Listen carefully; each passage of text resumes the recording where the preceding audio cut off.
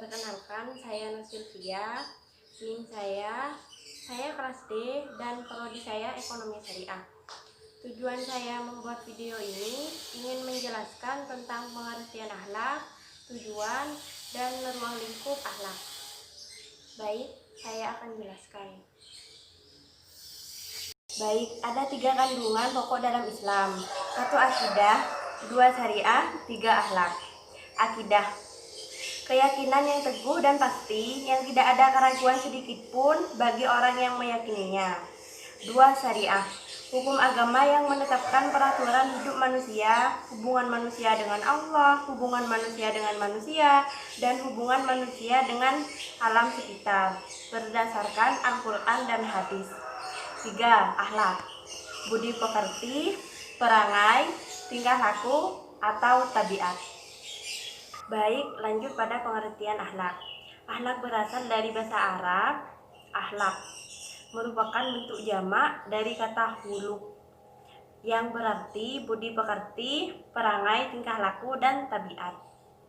Akhlak adalah keadaan jiwa seseorang yang mendorongnya untuk melakukan perbuatan-perbuatan tanpa melalui pertimbangan pikiran lebih dahulu.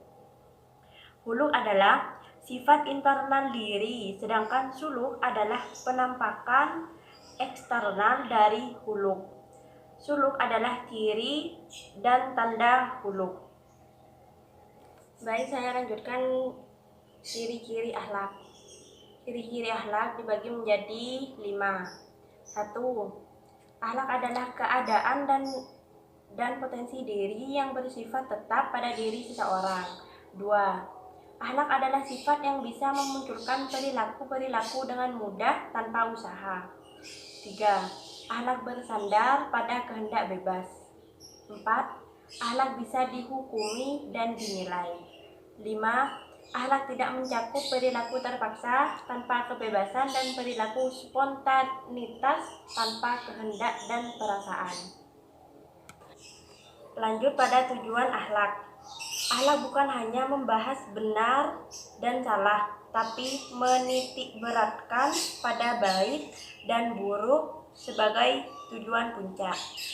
Tujuan ilmu akhlak, pemahaman yang baik tentang akhlak, komitmen pada akhlak, dan penerapan akhlak.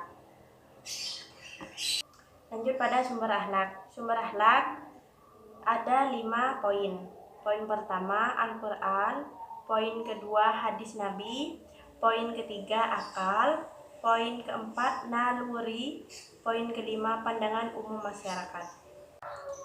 Baik, lanjut pada ruang lingkup akhlak. 1. Akhlak kepada Allah.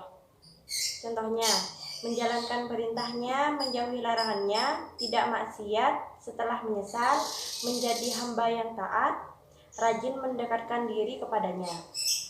2. Akhlak kepada diri kita sendiri. Contohnya, menjaga kebersihan diri dan kesucian diri dalam pakaian, berhias, berjalan, bertemu, bersikap pemaaf dan pemohon maaf, bersikap penyantun dan menyayangi diri kita sendiri. 3. Akhlak kepada keluarga. Hormat kepada orang tua, sopan dan santun kepada orang tua, membuat orang tua kita bangga, tidak membantah perintah orang tua. 4. Akhlak kepada tetangga. Contohnya, berbicara dengan sopan kepada tetangga, membantu tetangga yang sedang membutuhkan pertolongan, saling menghormati dan menghargai perbedaan yang ada dengan tetangga kita. 5. Akhlak dalam kepemimpinan. Contohnya, berakhlakul karimah, jujur, terpercaya, dan cerdas. 6. Akhlak terhadap lingkungan. Contohnya, tidak membuang sampah sembarangan, tidak menebang pohon sembarangan, rajin menanam pohon dan tumbuhan hijau, memanfaatkan sumber daya alam dengan bijaksana, tidak dengan tamak dan merusak. Baik, lanjut pada akhlak, moral, dan karakter. Makna kata moral, etika, nilai, dan karakter setara dengan akhlak. Kata-kata ini sering disejajarkan dengan budi pekerti, tata susila, tata krama atau sopan santun. Pada dasarnya, secara konseptual, kata etika dan moral mempunyai pengertian serupa, yaitu sama-sama membicarakan perbuatan dan perilaku manusia ditinjau dari sudut pandang nilai baik dan buruk. Tapi dalam aplikasinya, etika lebih bersifat teoritis filosofis sebagai acuan untuk mengkaji sistem nilai. Sedangkan moral bersifat praktis sebagai tolok ukur untuk menilai perbuatan yang dilakukan oleh seseorang. Etika memandang perilaku secara universal, sedangkan moral memandang secara lokal. Baik, lanjut ya. Moral ada dua macam. Satu, moral murni, yaitu moral yang terdapat pada setiap manusia sebagai suatu pengejawantahan dari pancaran ilahi. Moral murni disebut juga hati nurani. Dua, moral terapan, yaitu moral yang didapat dari berbagai ajaran filosofis, agama, adat yang mengintari manusia. Lanjut pada etika. Etimologi. Etika berasal dari kata Latin ethikos yang berarti kebiasaan. Dikatakan baik itu apabila sesuai dengan kebiasaan masyarakat. Secara epistemologis, etika adalah suatu ilmu yang membicarakan masalah perbuatan atau tingkah laku manusia, mana yang dapat dinilai baik dan mana yang dapat dinilai buruk.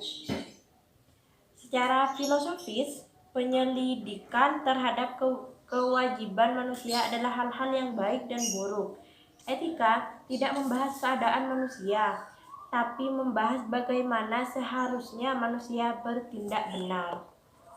Contoh-contoh etika yaitu mengucapkan salam saat bertamu ke rumah orang lain, mencium tangan kedua orang tua ketika akan beraktivitas, membuang sampah di tempat sampah. Sekian penjelasan dari saya tentang akhlak. Kurang lebihnya saya mohon maaf bila ada kesalahan. Wassalamualaikum warahmatullahi wabarakatuh.